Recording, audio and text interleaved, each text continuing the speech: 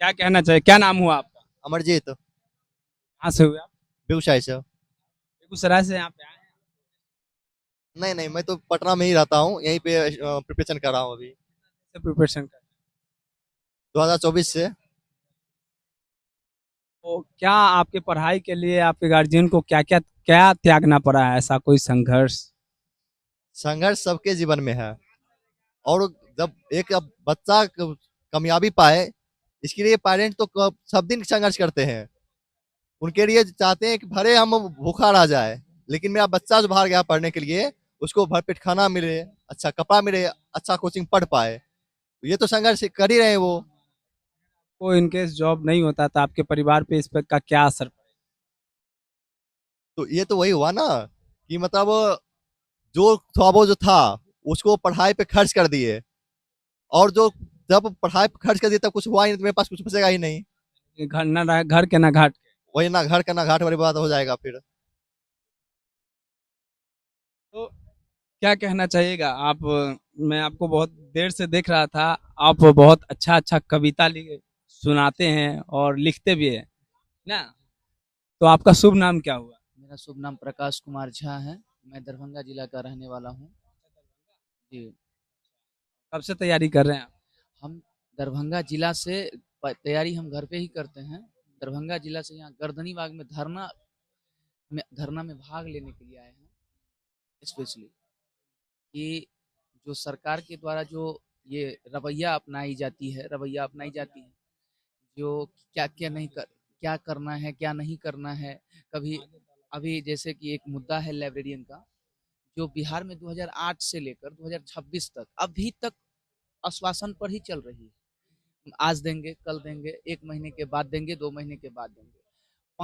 18 वर्षों से रोस्टर ही गिन रही है सरकार। रोस्टर मतलब संख्या गिन रही है, सीट कितनी है बिहार में लाइब्रेरी की खाली। 18 वर्षों से नियमावली ही बना रही है सरकार। और बिहार लाइब्रेरियन अभ्यर्थी के लिए अभी तक एक भी बहाली सरकार नहीं ले पाई है, नहीं दे पाई है। इसी पर मैंने एक तुकबंदी लिखा है। तीर में अभी तुनीर में अभी बाण बाकी है। तुनीर में अभी बाण बाकी है। तुनीर में अभी बाण बाकी है। सिंहासन ले जान हमारी प्राण बाकी है। सिंहासन ले जान हमारी प्राण बाकी है।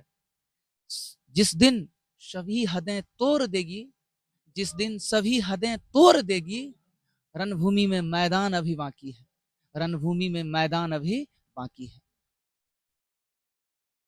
आप जब पढ़ाई कर रहे थे उसके दरमियान आपको क्या क्या गार्जियन को संघर्ष का फेस करना पड़ा? देखिए, हमारे जीवन में संघर्ष ही संघर्ष है। मैंने कभी पढ़ाई किया ही नहीं। मैं इंटर करने के बाद मैं अपने जीवन का हाँ, इंटर करने के बाद मैं अपने जीवन में काम की नौकरी, प्राइवेट नौकरी कर करके मैं जिया हूँ। और प्राइवेट नौकरी करने के बाद मैंने जब शहरों को देखा है, उसके बाद मैं वापस घर आया हूँ और अपने मूल कर्तव्यों में लग गया हूँ। थोड़ा खेती भी करना, थोड़ा पशुपालन भी करना और अपने परिवार के साथ दिनचर्या में जिंदगी को काटना है। फिर उसके बाद हमें किसी शिक्षकों ने, किसी मेरे रिलेटिव ने मुझे कहा कि लाइब्रेरियन का आप कोर्स कर लीजिए, जिसमें सरकार आज नहीं तो कल बहाली देगी, तो उसमें आपको नौकरी मिल सकती है। मैंने उसे रेगुलर कोर्स से एलएनएमयू दरभंगा से मैंने किया। और उसके बाद से मैं उस दिन से करने के बाद जो परेशानी मैं झेल रहा हूँ, अब मुझे लग रहा है कि मैं कहाँ फंस गया हूँ। एक और सुनाता हूँ। कोई माल्या को उड़ाता है, कोई नीरव को बचाता। कोई माल्या को उड़ाता है, कोई नीरव को बचाता। फटे पाँव नहीं जिनके, भलाओ दर्द कहाँ समझ पाता। कोई माल्या को उड़ाता है, कोई नीरव को बचाता। फटे पाँव नहीं जिनके, भलाओ दर्द कहाँ समझ पाता। हमारे और आप में बस इतनी सी फर्क है भाई। हमारे और आप में बस इतनी सी फर्क है भाई। तुम्हारा सो के गुजरता है, हमारा रो के गुजर पाता। देखिए दोस्तों, कहीं न कहीं आज जगह-जगह से, हर जगह से, हर जिला से यहाँ पर लोग आए हैं, अपनी बातों को लेकर, अपनी माँगों को लेकर।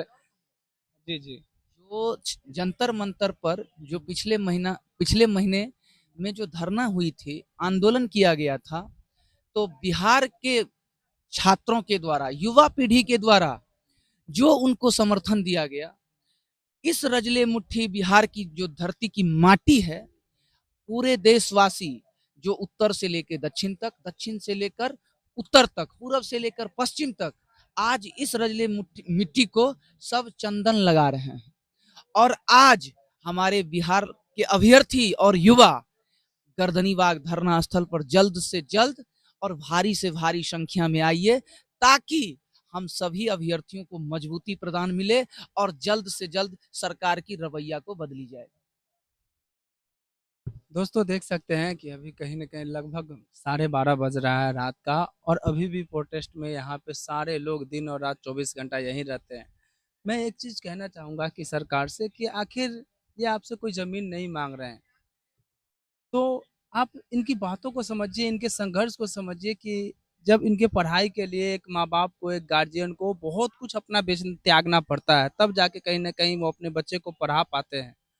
और जब गाँव वाले जब आस-पड़ोस के मोहल्ले वाले पूछते हैं, जब गार्जियन से पूछते हैं कि बेटा क्या कर रहा है, जब बोलते हैं कि बेटा 2 साल से पटना में रह के तैयारी कर रहा है, और जब अगला बार भी वही मोहल्ला वाला पूछता है कि बेटा क्या कर रहा है, तब बोलते हैं तैयारी कर रहा है।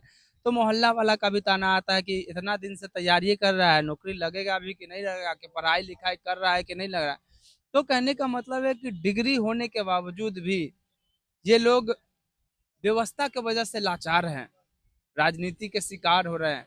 अगर समय पर आप नोटिफिकेशन और वैकेंसी दे दीजिएगा, तो शायद किसी भी माँ को ये ताना नहीं सुनना पड़ेगा, किसी भी बाप को ये ताना नहीं सुनना पड़ेगा कि बेटा को तो पढ़ाई-लिखाई के लिए बाहर भेजे, बेटा पढ़ भी रहा है कि नहीं पढ़ रहा है।